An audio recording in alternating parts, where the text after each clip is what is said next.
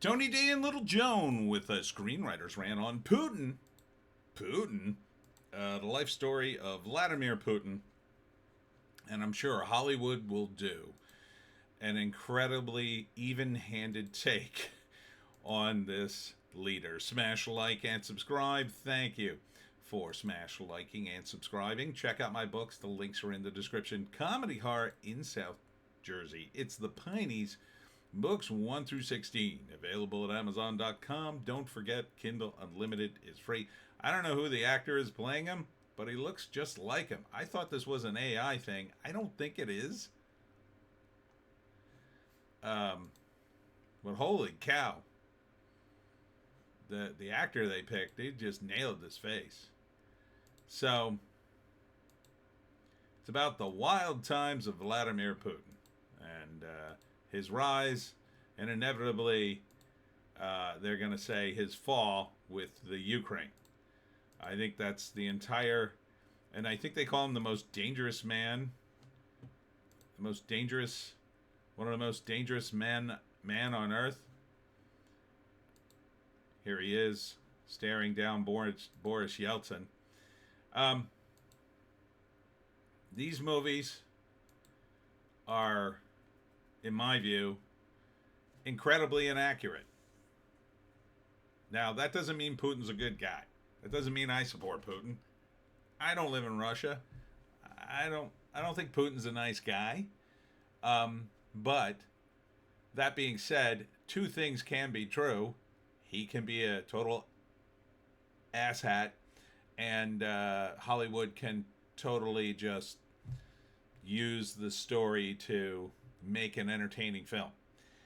Now, why would they trash him over, say, other world leaders? Well, Hollywood has close ties to the government, especially the left-leaning members of the Washington establishment, and they absolutely hate Putin.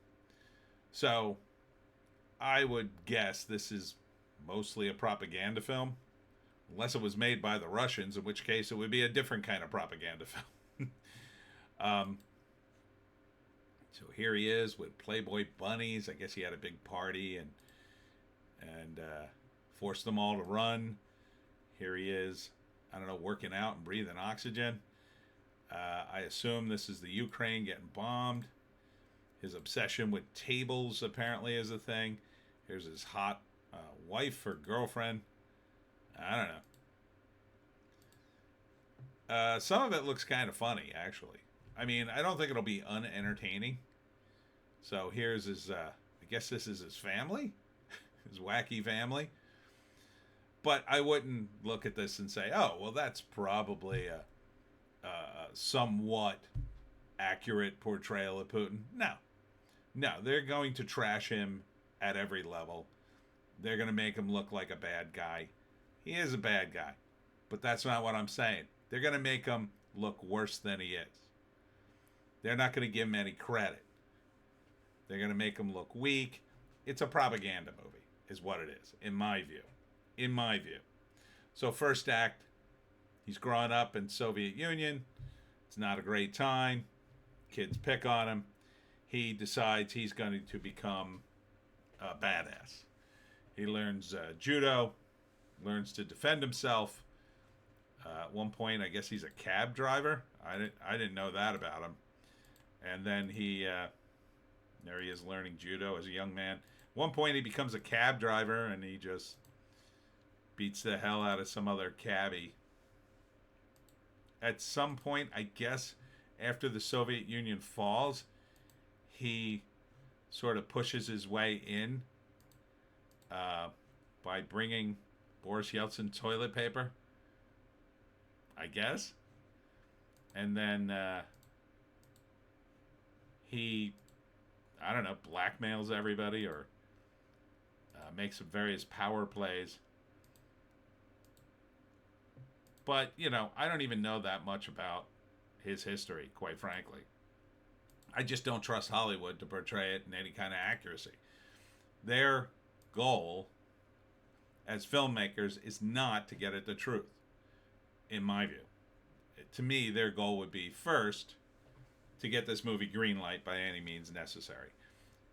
it's easy to get it greenlit if you agree to do a propaganda film, I would imagine, because the movie studios have ties to the Pentagon. And which way do you think the Pentagon would want this to roll? Obviously, they would want Putin to be embarrassed by this film. Will Putin be embarrassed? No, I don't think he'll care. He'll call it a propaganda piece, and he won't be wrong, and then it'll sort of come and go. Some people will look at it and give it a good review, and there'll be some controversy online. It is what it is.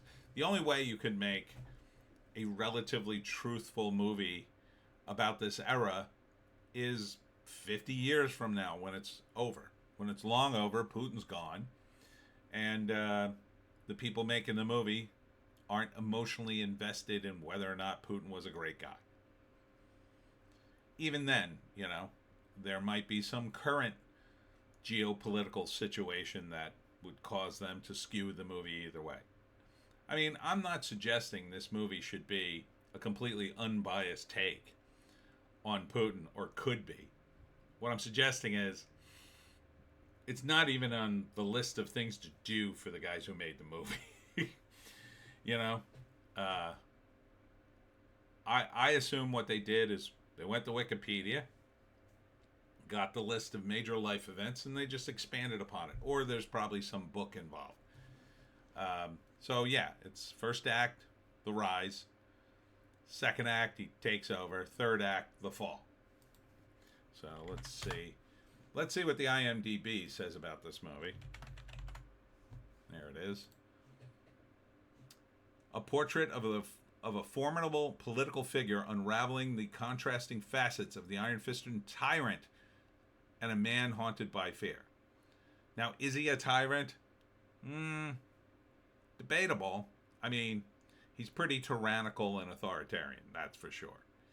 But to blatantly call him a tyrant in the synopsis, shows you where their head is at. So, director Patrick Vega stars Tomas Didic. I guess that's him. He really looks like Putin. A work of fiction based on fact is the tagline. So at least they're sort of being honest about the liberties they're going to take with this. So I think it sounds like they're going to have fun. Yeah, here he is as the cabbie and beating up dudes. That's the only shot in the movie when he's the cabbie where he looks a little different from Putin. Who wrote this thing? Let's see.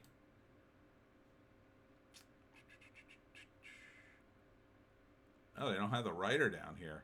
I'm going to assume it's probably Patrick Vega.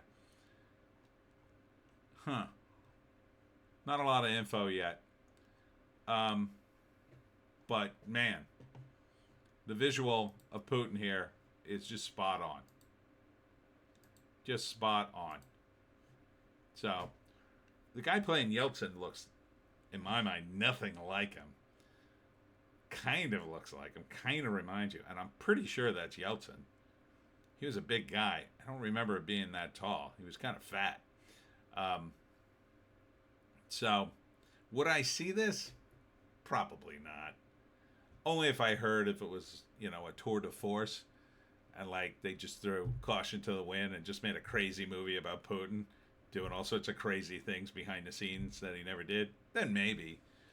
But, yeah, I don't have much interest in it.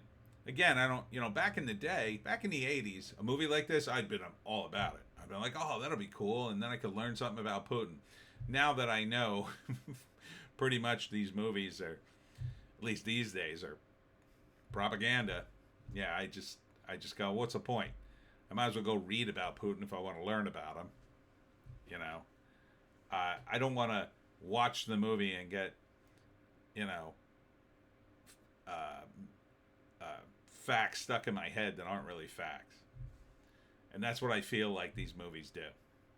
Because they're good at, portraying dramatic scenes, fun scenes. But if that scene never happened, and then it sort of gets stuck in your head and you kind of wish it was true, it's like, it's doing a disservice to the audience in my view. So I don't know if you've ever worked on one of these. To me, from a screenwriting perspective, they are a lot of work because you're supposed to do a ton of research. However, since screenwriters don't really rate in the world of Hollywood very much, it's very unlikely you're going to get the kind of extra time and money you should get when working on a film like this. So in the end, what are you going to do? Well, you'll go to Wikipedia, get the basic facts, and just blast it on out there. I mean, I could certainly do a screenplay about Putin just based on a encyclopedia entry. Now, I wouldn't use Wikipedia. I would use at least Britannica, but, would that be particularly accurate? In a roundabout way, maybe. But, this is what Hollywood does. Anyhow, that's it for me, Tony D and Little Joan. Check us out on the green site, the orange site, and the black site for 2 more videos. I will be at the Northfield Flea Market Saturday from 8 to 2, and I will have books. So look for me there. Thanks for tuning in. We'll see you in the next one.